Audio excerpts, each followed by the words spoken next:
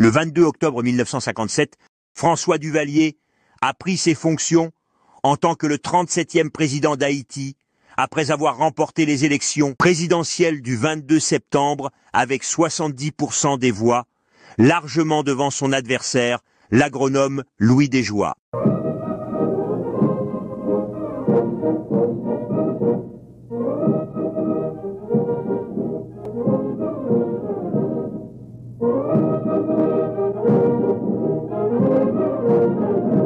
En 13 ans, 10 mois, il a établi un régime autoritaire sur Haïti. Il a dirigé le pays d'une main de fer. Au pouvoir, le peuple a bombé et que me prend net.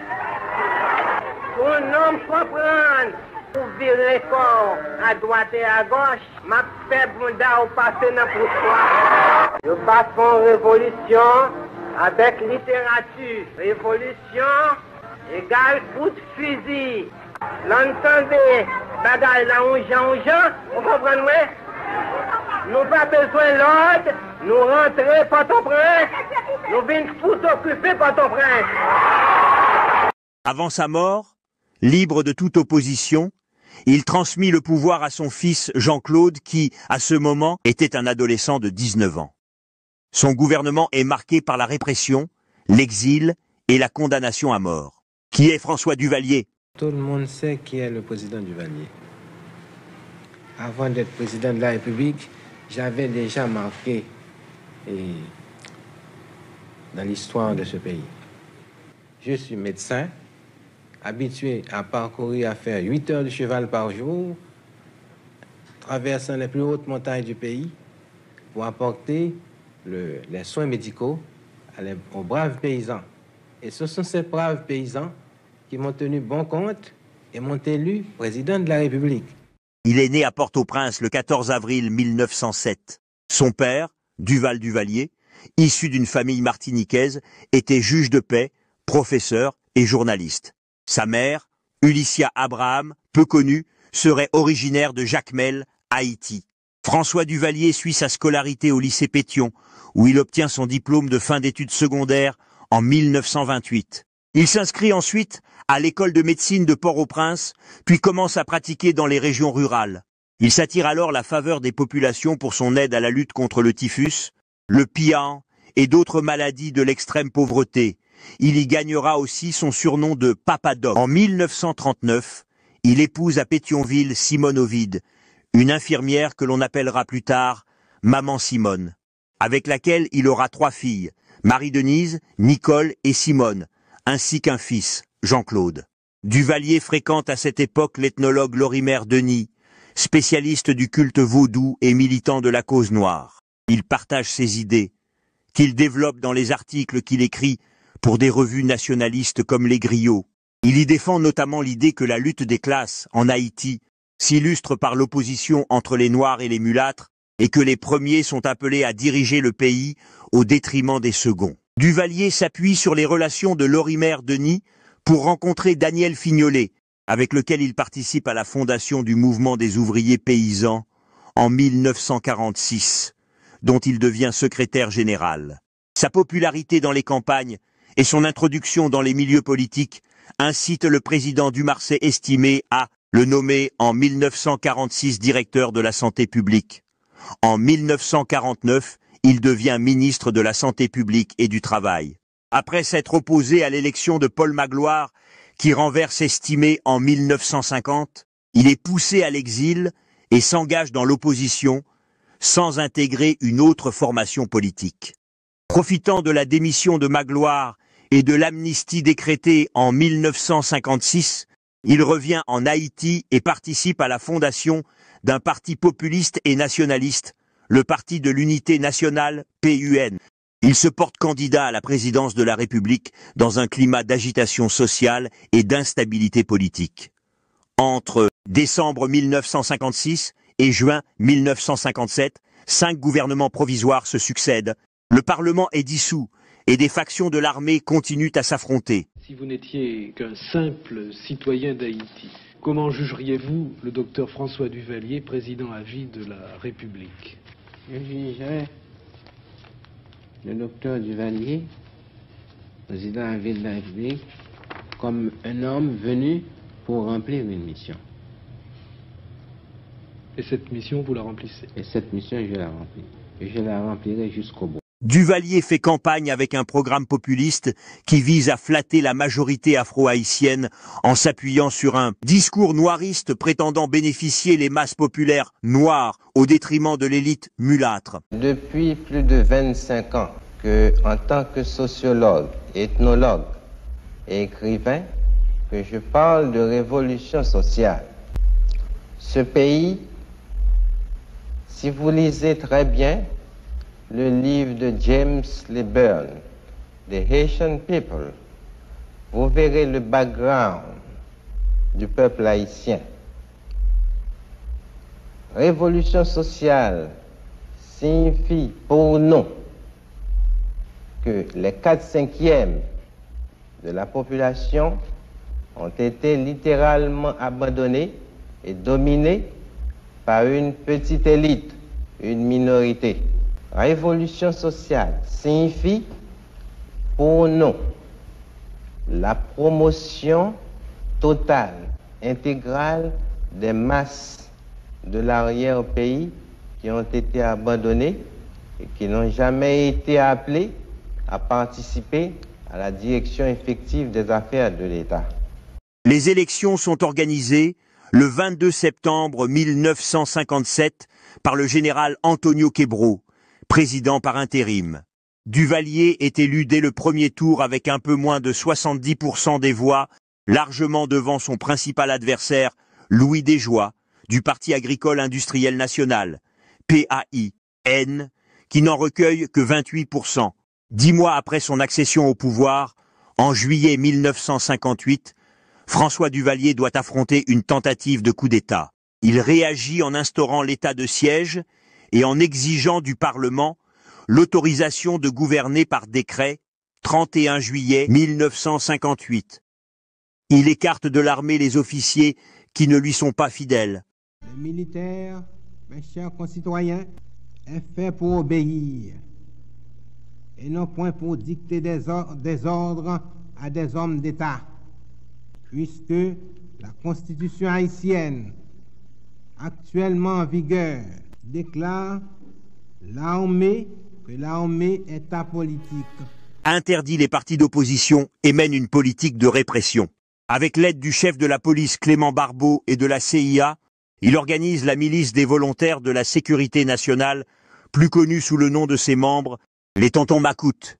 Ce groupe paramilitaire de 5 000 à 10 000 membres, inspiré des chemises noires de l'Italie fasciste, ne touche aucun salaire.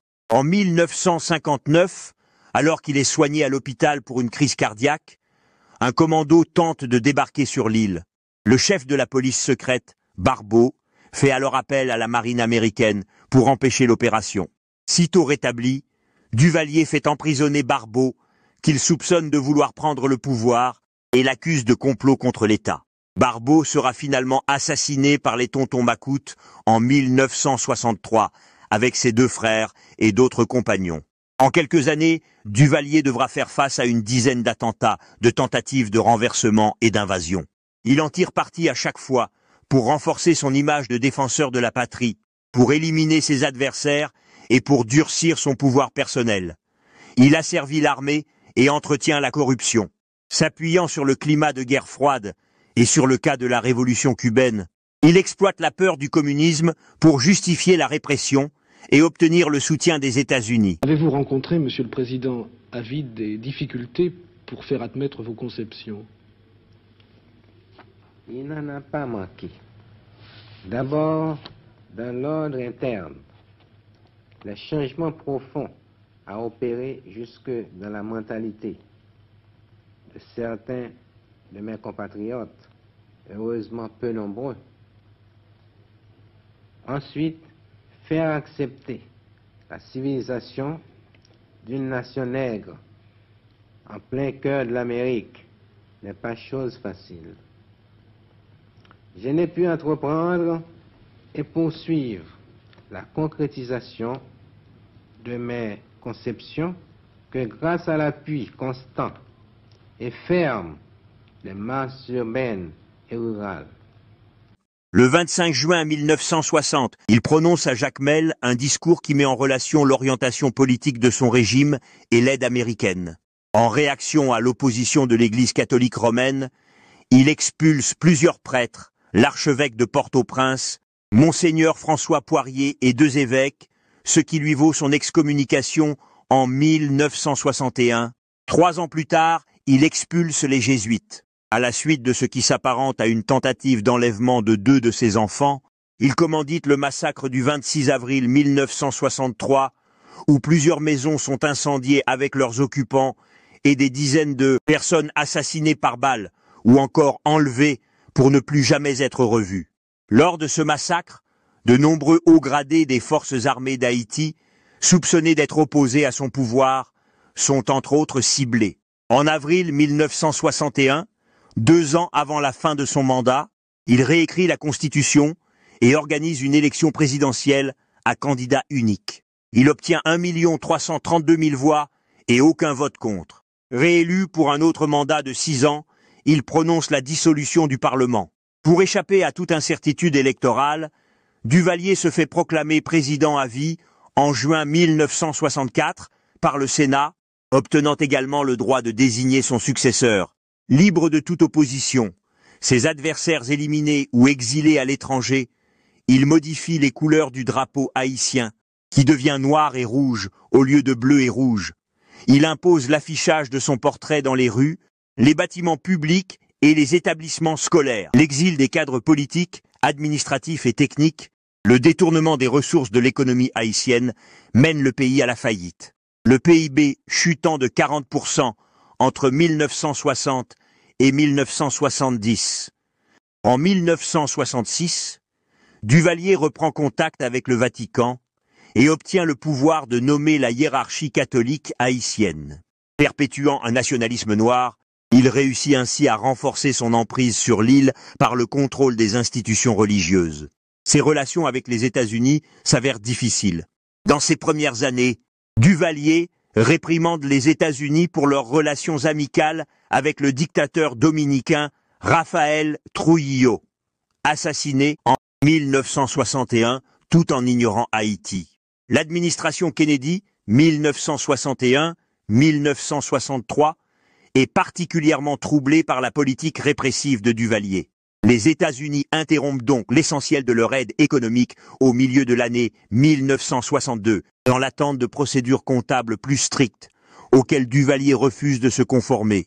Il renonce finalement publiquement à toute aide de Washington, pour des raisons nationalistes, se présentant comme un adversaire de principe et solitaire de la domination d'une grande puissance. Parallèlement, il ranime les traditions du vaudou, les utilisant pour consolider son pouvoir. Il prétend être lui-même un Ougan et modèle délibérément son image sur celle du baron Samedi pour se rendre encore plus imposant. Il porte souvent des lunettes de soleil et parle avec un fort ton nasal associé aux lois.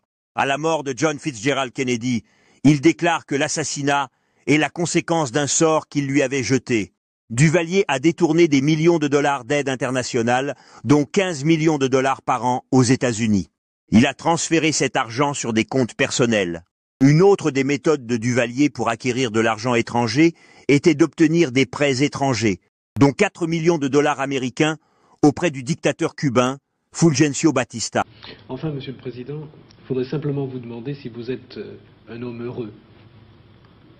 Un chef d'État qui a conscience du rôle qu'il a rempli à la direction de son pays, d'une nation, et surtout quand cette nation est un pays sous-développé, ne saurait être un homme heureux s'il a réellement conscience de la haute mission qu'il remplit. Il ne peut pas être un homme heureux. Et moi-même, personnellement, comme je suis très difficile avec moi-même, puisque étant même comme écrivain, je suis difficile avec moi-même, j'ai l'habitude de passer 3 semaines sur une phrase. Je ne suis pas satisfait de la facture de la phrase française. Et de même, j'ai transposé dans le domaine politique cette manie de n'être jamais satisfait avec moi-même. Après le renversement de Batista lors de la révolution cubaine, Duvalier craint que le nouveau dirigeant cubain Fidel Castro ne fournisse un refuge sûr aux dissidents haïtiens. Duvalier tente de gagner Cuba à sa cause en reconnaissant le gouvernement de Castro, en envoyant des médicaments et en graciant plusieurs prisonniers politiques, mais en vain. Dès le début de son régime, Castro apporte son plein soutien aux opposants anti-Duvalier. Duvalier met Castro en colère en votant contre Cuba lors d'une réunion de l'Organisation des États américains, OEA, et par la suite aux Nations Unies, où un embargo commercial est imposé à Cuba. Castro répond en rompant les relations diplomatiques avec Haïti et Duvalier par la suite, lance une campagne pour débarrasser Haïti des communistes et interdire cette idéologie. Le chômage signifie le communisme. L'analphabétisme signifie le communisme. C'est pourquoi le gouvernement, seul, d'abord, et ensuite avec l'aide des techniciens étrangers nord-américains, a élaboré un programme à long terme en vue de répondre aux promesses faites au peuple. Ce mouvement rompt les relations haïtiennes avec Cuba pendant 38 ans, jusqu'à ce que les deux pays rétablissent leurs relations en 1997. Les relations de Duvalier avec la République dominicaine voisine ont toujours été tendues. Dans ces premières années, Duvalier souligne les différences entre les deux pays. En avril 1963, ils sont proches de la guerre à cause de l'hostilité politique entre Duvalier et le nouveau président dominicain Juan Bosch. Bosch fournit asile et soutien aux exilés haïtiens qui complotent contre Duvalier. Il ordonne alors à sa garde présidentielle d'occuper l'ambassade dominicaine à Pétionville dans le but d'arrêter un officier de l'armée haïtienne qui aurait été impliqué dans le complot de Barbeau visant à kidnapper ses enfants. Le président dominicain réagit avec indignation. Il menace publiquement d'envahir Haïti et ordonne à des unités de l'armée de se rendre à la frontière. Cependant, comme les commandants militaires dominicains expriment peu de soutien à une invasion d'Haïti, Bosch s'abstient et cherche une médiation par l'intermédiaire de l'OEA. En 1966, Duvalier accueille l'empereur d'Éthiopie, Haïlé Sélassié, dans ce qui sera la seule visite d'un chef d'État étranger en Haïti sous sa présidence. Au cours de la visite, Duvalier décerne à l'empereur le collier de l'ordre de Jean-Jacques Dessalines le Grand. En retour, l'empereur éthiopien remet à Duvalier le grand collier de l'ordre de la reine de Saba. Sous sa présidence, Duvalier emploie l'intimidation, la répression et le favoritisme pour supplanter les anciennes élites mulâtres par une nouvelle élite de sa propre fabrication. La corruption, sous la forme de détournement par le gouvernement d'industrie, de pots de vin, d'extorsion d'entreprises nationales et de fonds gouvernementaux volés, enrichit les plus proches partisans du président. La plupart d'entre eux détiennent un pouvoir suffisant pour intimider les membres de l'ancienne élite, qui sont progressivement exilés ou éliminés. De nombreuses personnalités qualifiées fuient Haïti pour New York, Miami, Montréal, Paris et plusieurs pays francophones, aggravant un manque déjà sérieux de médecins et d'enseignants. Certains professionnels hautement qualifiés rejoignent les rangs de plusieurs agences des Nations Unies pour travailler au développement dans des pays nouvellement indépendants tels que la Côte d'Ivoire et le Congo. La même année, Duvalier essuie coup sur coup 2 tentatives de rébellion. La première, en juin 1964, menée par le groupe de Fred Baptiste à la tête des forces armées révolutionnaires d'Haïti. La seconde en août, inspirée de la première par le mouvement Jeune Haïti. Nous espérons, avec le mouvement que nous avons commencé, nous espérons entamer une action contre Duvalier. Quelle sorte d'action? Une action armée. Parce que c'est la seule action qui puisse arriver à renverser Duvalier. Une action pour un prêtre catholique, envisager l'emploi de la force, une action armée, c'est un peu étonnant, non? Oui, le problème, évidemment, c'est un peu étonnant et je dois vous avouer que j'ai mis beaucoup de temps à me résoudre à prendre la responsabilité, ou plutôt la tête de cette affaire-là. Mais je crois que la situation est tellement grave actuellement et la situation est tellement exceptionnelle que je me suis dit qu'à situation exceptionnelle, il faut des solutions exceptionnelles. En représailles, il commandite plusieurs massacres de population dans les campagnes, notamment le massacre des paysans de Tiote et le massacre des vêpres jérémiennes, qui comptent parmi les nombreuses tueries exécutées par l'armée et les tontons macoutes. Il exerce jusqu'à sa mort une implacable dictature. On compte 2000 exécutions pour la seule année 1967. Cette année-là sort un film extrêmement critique sur sa dictature, Les Comédiens, basé sur un roman antérieur de Graham Greene. De nombreux Haïtiens prennent le chemin de l'exil, principalement aux États-Unis et au Canada, mais également vers la Martinique, la Guadeloupe et surtout la Guyane française. Ayant des problèmes cardiovasculaires, second infarctus, François Duvalier tient à légitimer sa position. En 1970, atteint par une maladie cardiaque, il souhaite préparer sa succession et la poursuite de sa politique. Il souhaite que son fils, Jean-Claude Duvalier, lui succède. Le référendum du 30 et 1 janvier 1971 valide la désignation de son fils comme futur président, faisant d'Haïti un pays gouverné par un régime héréditaire, inédit depuis 1859. Je n'ai pas besoin de funérailles. Vous irez me déposer dans mon tombeau, dans le fracas des balles et de la mitraille. François Duvalier décède des suites d'une maladie cardiaque et du diabète, le 21 avril 1971, 7 jours après son 64e anniversaire. Il est inhumé dans le grand cimetière de Port-au-Prince le 24 avril lors de funérailles nationales. Âgé de 19 ans, d'où son surnom de Baby Doc, Jean-Claude accède au pouvoir 4 mois après le référendum, suite au décès de son père, tout en amorçant une timide libéralisation de la politique de son père. Par la suite, le nouveau président s'aliène une partie de la classe nationaliste noiriste qui avait soutenu son père en épousant une femme issue de l'ancienne bourgeoisie mulâtre, Michel Bennett. Le 8 février 1986, après de violentes manifestations et la démission de Jean-Claude Duvalier, la foule s'en prend au mausolée de Papa Doc, qui est détruit à coups de pierre et à main nue. Le cercueil est sorti, la foule danse dessus puis le met en morceaux. Elle s'empare du corps du dictateur pour le battre rituellement, joue avec ses lunettes et chante « Les tontons m'accoûtent, ils mangent du caca ».